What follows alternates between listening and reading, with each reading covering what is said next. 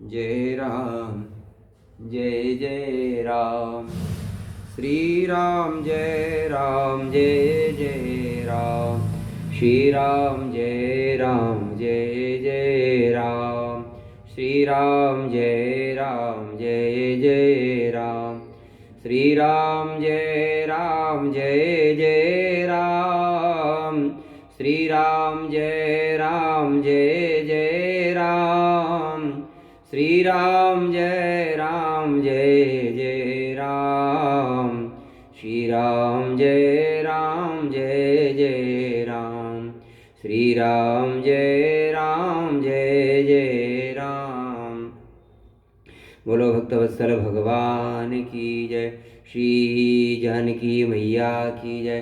श्री हनुमान भैया की जय। श्री लवकुश भैया की जय। श्री वृंदावन धाम की जय। श्री बांके बिहारी लाल की जय। श्री गिरिराज महाराज की जय। श्री राधा रानी की जय। श्री यमुना महारानी की जय। श्री गोपेश्वर महादेव की जय। श्री भक्तमाल भगवान की जय। श्री नाभाजी महाराज की जय। श्री प्रियदा जी महाराज की जय। श्री भक्तमाली जी महाराज की जय। श्री भक्तमाली जी महाराज की जय। श्री भक्तमाली जी महाराज की जय। भक्तमाल सपरिकर की जय। श्री पंडित जी महाराज की जय। श्री सदगुरुदेव भगवान की जय। जगत गुरु स्वामी श्री रामानंदाचार्य भगवान की जय। श्री बड़े महाराज जी की जय। समस्त पूर्वाचार्यों की जय। श्री करुणा निदान भगवान की जय। श्री करुणेश्वर महादेव की जय। जय जय श्री सीताराम। परम मंगलमय परात्पर अखिलेश्वर अकारण करुणा वरणालय भक्तवांछा कल्पतरु मर्यादा पुरुषोत्तम प्रभु श्री सीताराम जी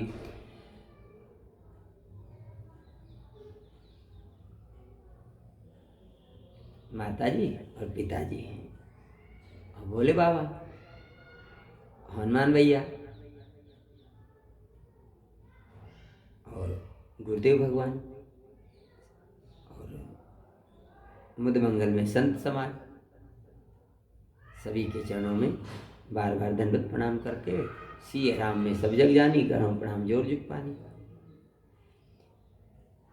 आज के भक्त हैं श्री विष्णु स्वामी जी। श्री विष्णु स्वामी जी का प्रादुर्भाव महाराज विक्रमादित्य से 600 वर्ष पूर्व दक्षिण में द्रविड़ देशांतर्गत मदुरा नगर में हुआ था। यानी विष्णु स्वामी जी का प्रादुर्भाव महाराज विक्रमादित्य से 600 वर्ष पूर्व, 600 वर्ष पहले हुआ।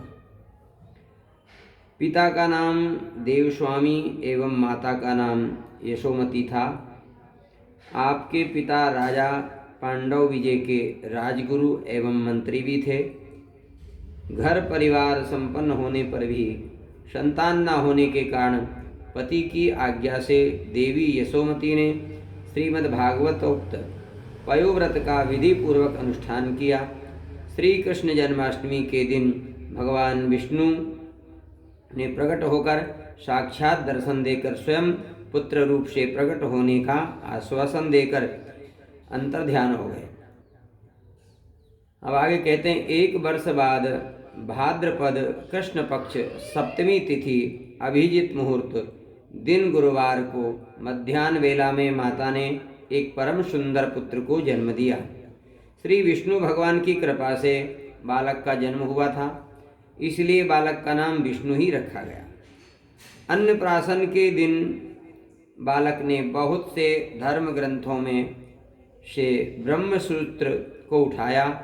इससे लोगों को अनुमान हो गया कि आगे चलकर यह बालक बहुत बड़ा विद्वान होगा। भगवत अंश होने से बालक में अद्भुत कांति थी। यथा समय उपनयन संस्कारोपरांत अल्प समय में संपूर्ण श्रुति शास्त्र पुराणादि का सम्यक ज्ञान प्राप्त कर लिया। विद्या प्राप्ति का वास्तविक तात्पर्य विचारने पर इन्हें श्री कृष्ण ही सार तत्व समझ में आए।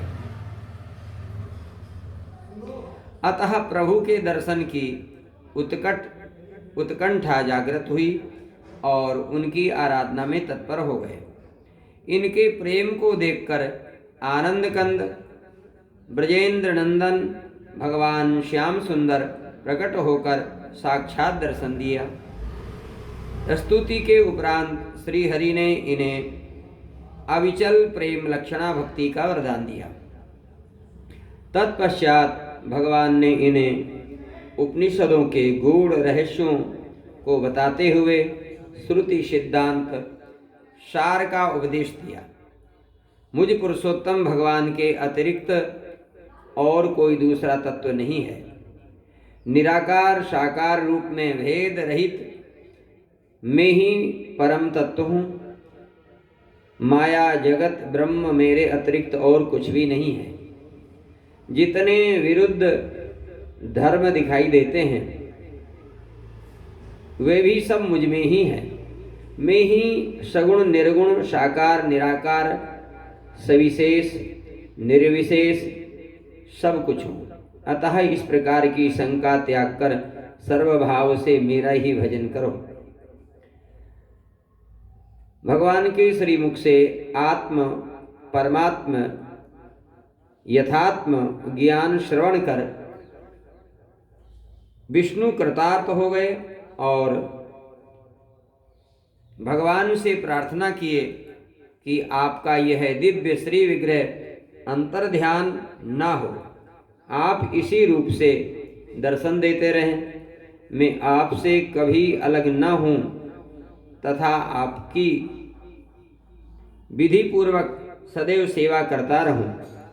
अथवा यदि आप अंतर्हित ही होना चाहते हैं तो मुझे भी अपने साथ ले चलें।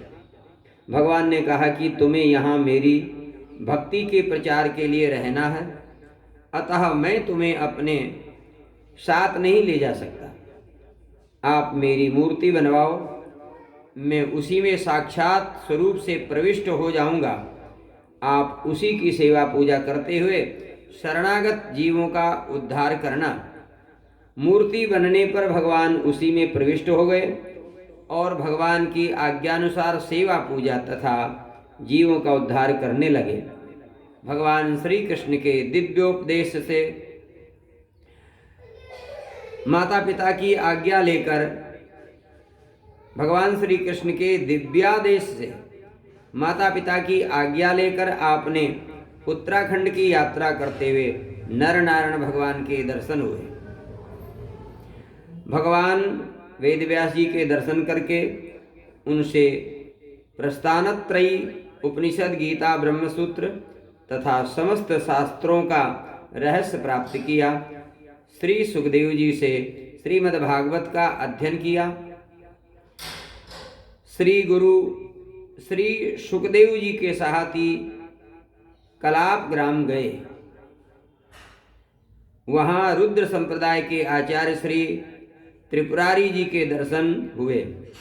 श्री त्रिपुरारी जी से ही आपने सांप्रदायिक शिक्षा दीक्षा ग्रहण की। मंत्रोपदेश करके आचार्य श्री त्रिपुरारी जी ने कहा, प्रथम गोलोक धाम में परात्पर ब्रह्म पुरुषोत्तम भगवान श्री कृष्ण ने श्री रुद्रदेव को यह गोपाल मंत्र प्रदान किया था।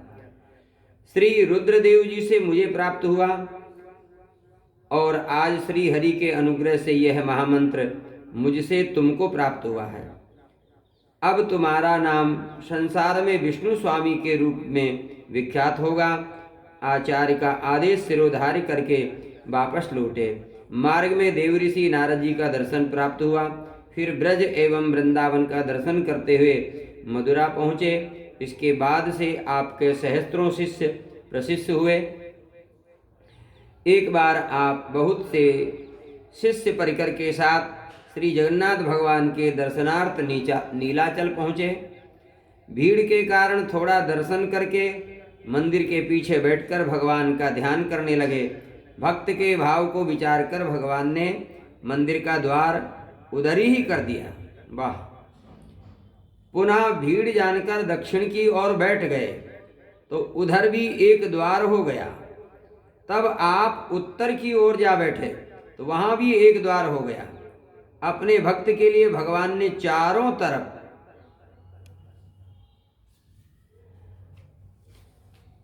द्वार प्रकट कर दिया।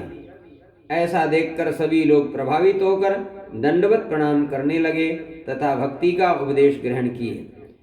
राम रसिकावली में लिखा, तीर्थ पर्यटन के ब्याज से आपने समस्त भारत में परिभ्रमण किया तथा विमुखवादी जनों को शास्त्रार्थ में पराजित करके निज सिद्धांत का बड़ा व्यापक प्रचार किया। आप निरंतर श्री कृष्ण तवास्मी, श्री कृष्ण तवास्मी, श्री कृष्ण तवास्मी इस महामंत्र का जाप करते रहते थे। आप इसी को परम ज्ञान, परम ध्यान तथा परम कल्याण मानते थे। आपने शुद्धाद्वैत सिद्धांत का प्रचार प्रसार किया। आपकी उपासना पद्धति में वात्सल्य रस प्रधान है। भगवान की उत्तमोत्तम राग भोग और श्रृंगार सेवा नित्य ही बड़े नेम और प्रेम से होती है। आपने कांचीपुरी में आचार्य पीठ की स्थापना भी की। बोले भक्तवत्सल भगवान की जय। श्री राम जय राम, जय जय राम। श्री राम जय राम, जय जय राम।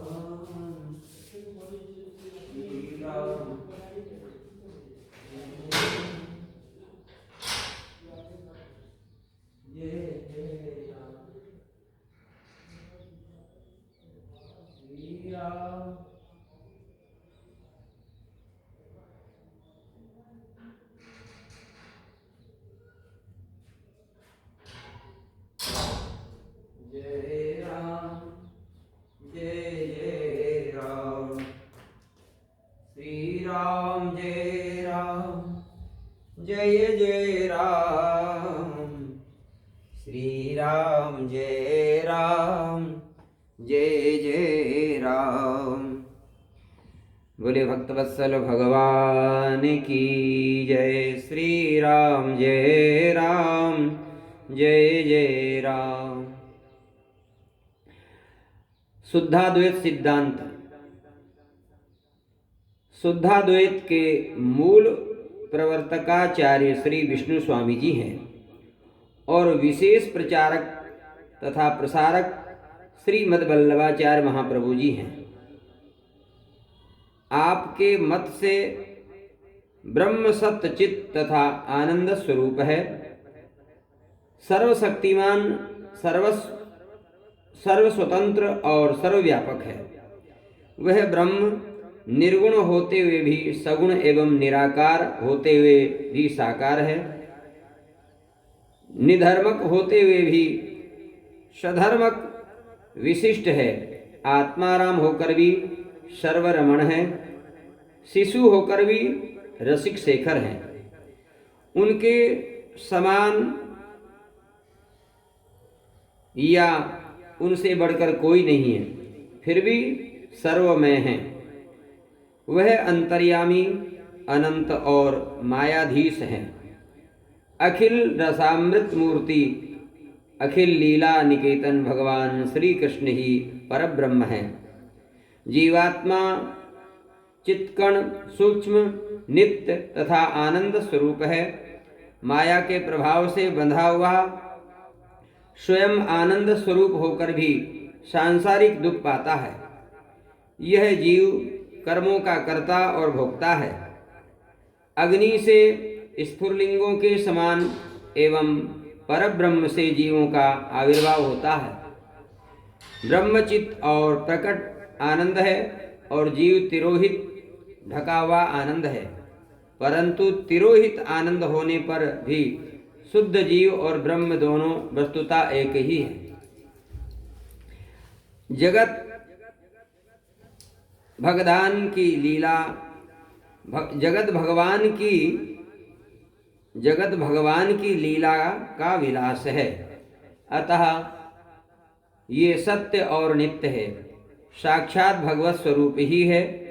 आपका मत है कि ईश्वर ने जो कुछ भी किया है वह माया के द्वारा नहीं किया है, वह तो स्वयं उसने अपनी अचिंत शक्ति से किया है। आविर्भाव तथा तिरोभावना तिरुभाव नामक भगवत शक्तियों के कारण इस जगत का विकास तथा लय होता है। शुद्ध सत्स्वरूप परब्रह्म परमात्मा का बनाया हुआ होने से, परब्रह्म का कार्य होने से जगत ब्रह्म स्वरूप है, सत्य है, शुद्ध है, अविकारी है, अतः हे नहीं है। ब्रह्म जीव और जगत इन दोनों शुद्ध तत्वों का एक प्रतिपादन करने से इस सिद्धांत को शुद्धाद्वैत कहते हैं। उसका अनुग्रही पोषण तदनुग्रह, उसका अनुग्रही पोषण या पुष्टि है। इस व्याख्या के अनुसार पुष्टि भक्ति अर्थात भगवद अनुग्रह साध्या प्रेमा भक्ति के द्वारा ही परब्रह्म श्री कृष्ण को प्राप्त किया जा सकता है। इसे पुष्टि मार्ग भी कहते हैं। भगवत सायुज्य प्राप्त करना ही जीव का परम पुरुषार्थ है।